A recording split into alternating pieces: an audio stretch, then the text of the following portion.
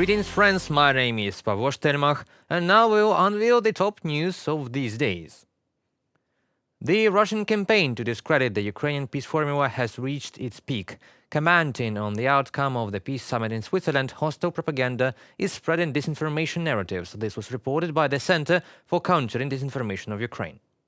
In particular, the Russian Federation is spreading messages that this summit is only a formality because representatives of the aggressor country did not take part in it.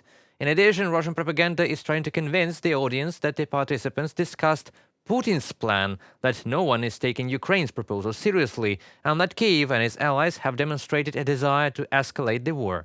Putin specifically voiced his demands for peaceful negotiations with Ukraine a day before the start of the Global Peace Summit in order to undermine Western support for Ukraine's legitimate claims to Russia and divert attention from the task of building an international consensus on the issue of punishing the Russian Federation for unprovoked aggression. Analysts of the American Institute for the Study of War write that this is their next review. Let me remind you that Putin wanted recognition of the illegal annexation of the occupied territories and Ukraine's agreement to demilitarization, denazification, and Ukraine's agreement to abandon attempts to join any external security blocs, NATO.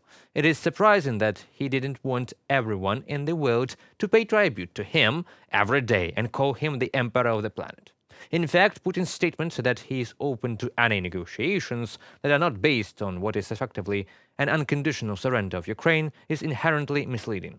Now Russia, through its manipulations, is trying to devalue the significance of the first peace summit since the unification of the world community in an effort to achieve peace in Ukraine and restore the balance in global security runs counter to the Russian Federation's plans to continue the war.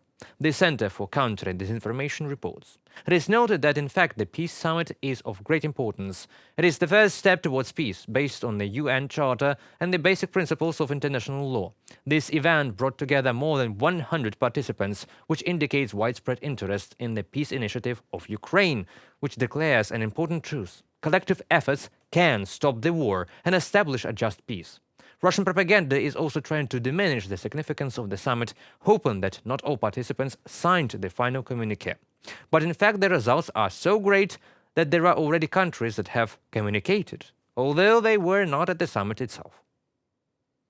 I am grateful to Antigua and Barbuda for joining the Global Peace Summit's communique. It is the first country that did not attend the summit, but later joined the final document. This demonstrates that our peace formula and vision for a just and lasting peace are shared by every continent and region of the world, from Europe to the Caribbean. And this coalition will only grow. A truly stable world is one of the real equality, where all nations have a say and can demonstrate their leadership. This is precisely why we created the Peace Summit format, which we will continue to develop by involving new participants and working thoroughly to bring peace closer. Volodymyr Zelensky, President of Ukraine, on social network X.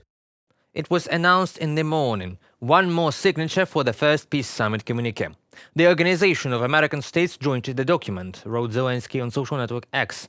It is an important regional organization that brings together 32 states from South and North America. The communique of the first peace summit is being signed by an increasing number of states and organizations, demonstrating its global significance. The document reinforces respect for international law's fundamental norms, which protect all peace-loving nations. The spokesman of the Air Force of Ukraine, Ilya Yevlash, emphasized that Russia will try to disrupt the transfer of F-16 fighter jets to Ukraine. He announced this on the air of the national telethon.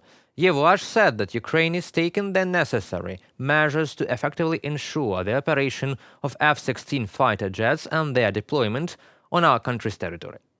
The enemy will hunt the F-16s. It goes without saying that he will succeed in disrupting something very much. Since we still see that the enemy is actually trying to attack our airfields, the Ukrainian aviation continues to perform its tasks, and quite successfully. Ilya Yevlash, head of the press service of Air Forces of Ukraine, on the air of the national telethon. In general, there are 3 stages of training of Ukrainian pilots on F-16 fighter jets. Yevlash also informed, in addition, that engineers and mechanics undergo training. The training process is continuous and consists of 3 stages: ground training, training of light aircraft, and training on the F-16 itself. As Serhiy Golubtsov, chief of the aviation at the Air Force Command of the Ukrainian Armed Forces, told Donbas Realii in an interview, it will be difficult to gain air superiority over Russia with the F-16 by itself. The Air Force will involve a complex of means: electronic warfare, radio-technical means of detection, Patriot air defense system. Thanks to this complex, the Air Force base of the armed forces expects to first drive away from the combat line those planes that drop guided air bombs, then head for Russian cover planes Su-35. If we manage to drive them away at least another 30 or even 50 kilometers away from the line of combat, it can be considered a turning point and the achievement, if not superiority, then parity in the airspace. F-16 will be targets for Russia. This will be a very, very important target for any Russian military. They will try to get them and then promote themselves. Like, look, they haven't done anything yet and we were already destroying them. I will remind you that the Russian Ministry of Defense boasted about the destruction of HIMARS and Leopard tanks even before they reached the front line in Ukraine. Therefore, I am very surprised that the Kremlin is still waiting to announce how many F-16s were destroyed. Putin appointed his relative as Deputy Minister of Defense of Russia. His cousin Anna Tsivilieva, who previously headed the Defenders of the Fatherland Foundation, will be responsible for social and housing support for the military, taking them to a new quality level as desired. A month earlier, her husband Sergei Tsvilev also received an appointment. From the post of governor of Kuzbas, he moved to the chair of the Minister of Energy of Russia. Dictator Vladimir Putin is trying to groom likely successors to his regime from among his own children and relatives, as well as the children of other high-ranking officials. This is reported to the Institute for the Study of War.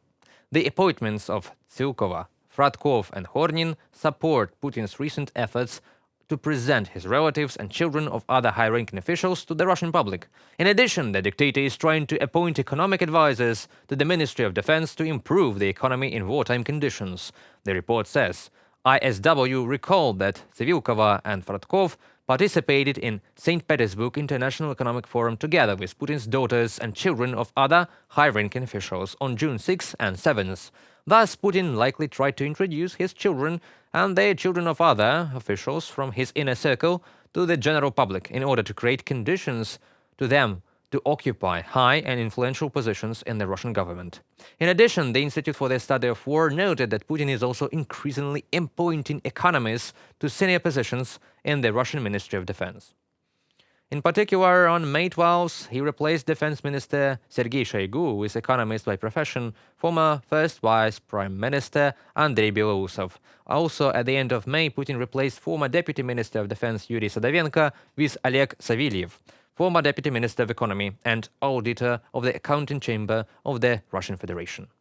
According to ISW, these appointments show that Putin prefers appointing officials he considers loyal to the regime and economists to improve Russia's defense and industrial base.